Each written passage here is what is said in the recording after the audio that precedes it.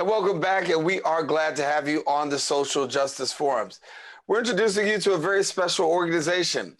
Citizens Union is a not partisan, I should say, good government group founded over 120 years ago.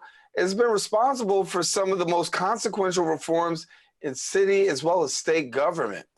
And although in January of 2019, the state legislature passed a package of reforms, including early voting, consolidating federal and local primaries, same-day voter registration, and no excuse absentee voting, as well as pre-registration for 16 and 17-year-olds, the reforms have actually boosted turnout in other states, and I should say voter turnout in other states across the country, as well as here, possibly in New York.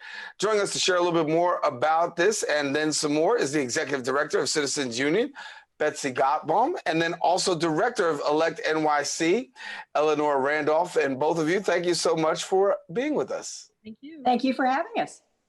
And I got to say, our interview comes at a good time as we are now in the midst of election season, early voting going on. I'll just drop it out here to start off with, from what we know so far up to date, what can you tell us about early voting and how we're voting here in New York City? Well, let me just start off by saying thank you very much for having us. Citizens Union has been fighting for a long time about election reform, and the most important package that passed was the early voting package. And what I can tell you is that in the Bronx, 30,000 people have voted early as of Saturday. And that's pretty good. That's a pretty good number. And we're urging people to vote early if they can. We think that it'll be less congestion, so to speak. And it'll be a little bit easier for people to vote early if they vote, say, during the week. But the reforms that we have been advocating for, early voting is probably the most important that passed. There are others, and we certainly will be working to try to get those passed. One thing that people need to understand is that the whole system of voting and the structure of the Board of Elections is all determined in the state constitution. So, you know, people blame the Board of Elections and they blame New York City and they blame, but it's in the Constitution and it's a very strange structure. And we're hoping that that will be reformed in this legislative session. So I don't know, Eleanor, do you want to add some things? Well, because it's a constitutional amendment, it has to pass 2 legislatures and then go to the voters. Anything that's in the Constitution like that is almost in concrete. And so, but this Board of Elections was set up to allow the Democrats and the Republicans to both have a voice in who ran elections, but it's become a patronage mill, and in some ways you can't blame the people who work there. You should back up and blame the people who've appointed them to these jobs. I think if we could see more efficiency from the City Board of Elections, this whole system wouldn't make such a difference. But I think now we're going to have to find a way to reform it, and that'll take 2 legislatures and city voters. Yeah. Sorry. Yeah. And when we're talking about election reforms, I mean, obviously it's a long path. We saw some election reforms with the early voting turnout, and early voting now passed here in New York State. Many people say, listen, it was a long time coming. Some people say it's too long. But talk to us about some of the other election reforms that you would like to really see happen that could really bridge the gap for voters. Well, first of all, I think the whole structure, frankly, of the Board of Elections, where everything in the New York City Board of Elections, they have to go to the state to get permission to do certain things, that should be changed. That is an overall general reform that we are going to advocate for and fight for. There are other reforms that were on the table. Same-day registration, for example. Why not? Why can't we have same-day registration? But that has to be negotiated, and again, we will fight for that. Early registration, same-day registration, is very important. Obviously, voting by mail, that's a good one. And we hope that will get better as we reform the system itself. But you have to understand that this last vote, the Board of Elections in New York City was completely overwhelmed by the numbers. They didn't expect the numbers, and the pandemic made the numbers even greater because people didn't want to go to the polling place. So they all asked for absentee ballots. And that's what got the system all messed up.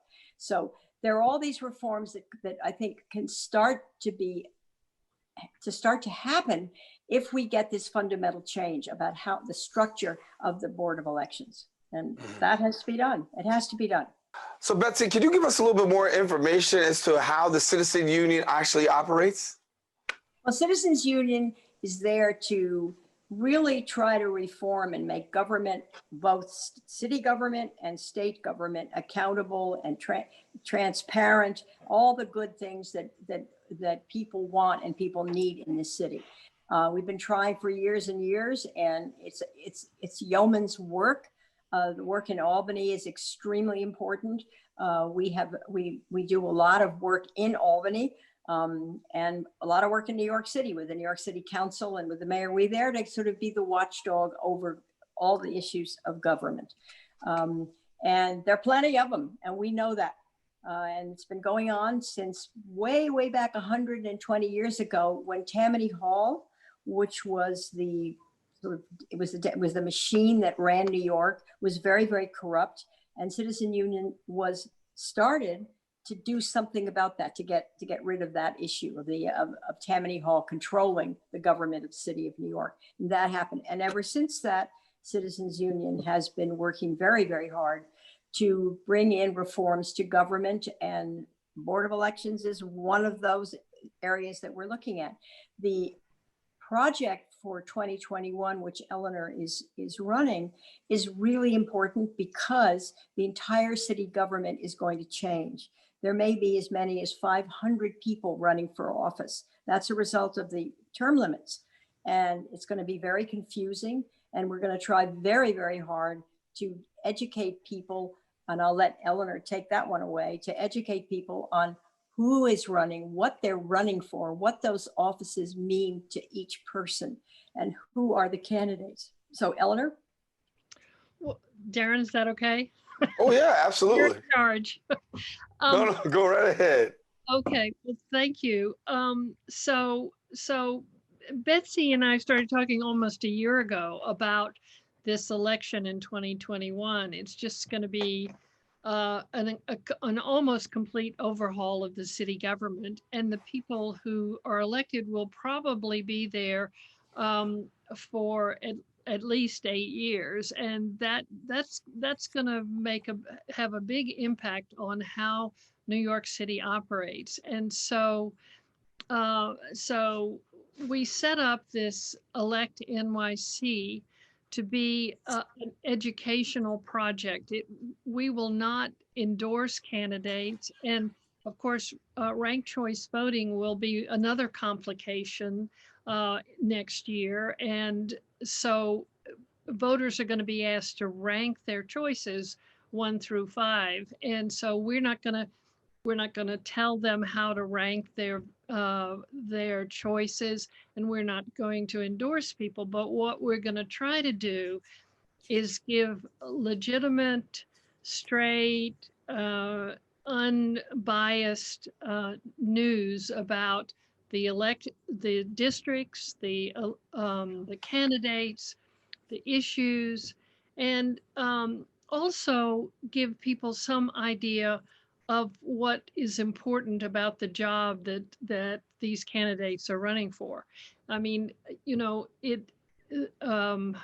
comptroller, for example, I mean, has this incredibly complex job, and it affects almost every dollar that comes through the New York City coffers, almost $300 billion a year, if you can imagine. So, I mean, there are, and what can the city council do? Can a city council person stop a development, for example, or make sure that a hospital accepts all patients, that kind of thing.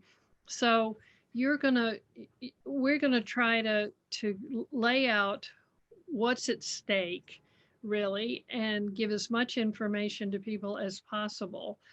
We're going to do it with a website. We're going to do it by, I'm hoping we can hand out palm cards. One of our colleagues, Rachel Bloom, is going to set up video debates or something close to debates in areas where you haven't seen very much of that. And they were trying to fill a gap in a time when there's just going to be election overload for everybody.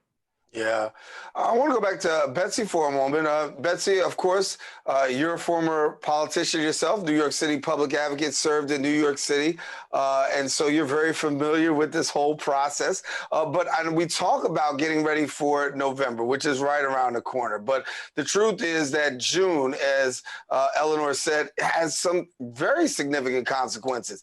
Talk to me about June and the importance of June, and as we're getting ready for what we're doing in November, the importance of New Yorkers really getting ready for June. Well, the issue in June is going to be to get as many people to vote as possible, because the last few mayoral elections, very few people have voted.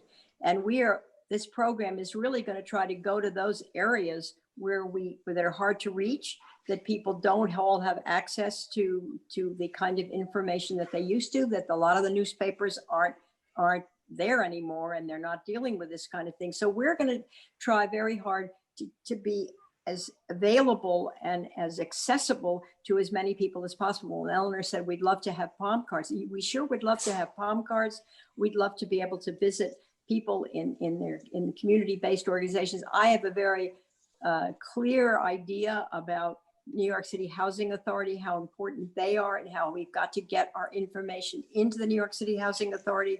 Those people, they have a big stake in what will be happening in New York City, and we want them to have as much information as possible. We're going to try to make it as easy as possible. Now, listen, we got to get people out to vote, and it's going to be complicated. And the whole idea of ranked choice voting, where that's a new system of voting, all I have to say about that is you get 5 choices. You don't have to have 5 choices, but you can choose 5 people you want for each municipal election. That's going to be a complicated issue that we're going to be explaining. I think that this November, what I'm heartened by is the large number of people who have voted early. I mean, it's quite amazing. That's a new one, and it's a new thing in New York City, and people have responded to it. So I'm very, very pleased about that, Daren. And I think the Bronx has come through very well. There are 30,000 people have voted in the Bronx. Keep coming, Bronxites. We want you out there all this week, and because your vote must be counted. So that's yeah. And I think when you talk about the vote counting, everybody wants to make sure that their actual voice, their vote is counted and their voice is heard. And there's a lot of work that's going on in terms of making sure that people are actually getting out to the polls, making sure that people are getting this information out. What are some of the biggest challenges that you find that you're facing right now amidst this election, amidst this election season? Because honestly, we know that more people will honestly turn out for a presidential election than local elections. The presidential election is always going to bring people out, but it's really incumbent upon us to really do a great job of making sure that people get out in the other elections, which are just as more meaningful. And the old saying, all politics is local.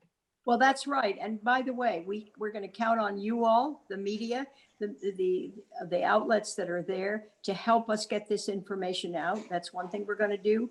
As I said, we're going to be working very hard with the local community-based organizations to have them help us get the information out. We're going to use every vehicle we can, social media. Again, the big problem, I think, is that there are some places that are just inaccessible. It's very hard to get to them. And I worry very much about, for example, people in homeless shelters? Do they know where to vote? Do they know how to vote? We've got to make sure that we give them information so that they're capable of voting too. It's extremely important that the local elections be heard, that people hear about the local elections and that they get out and vote. Eleanor, you want to add some to the what we're going to do? You know, the city, there'll be plenty of people who will cover the mayor's race and probably even the comptroller's race and the borough president's race.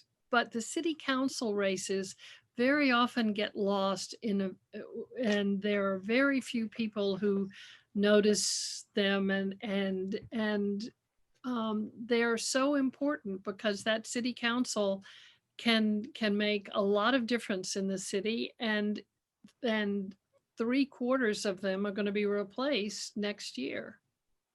Yeah.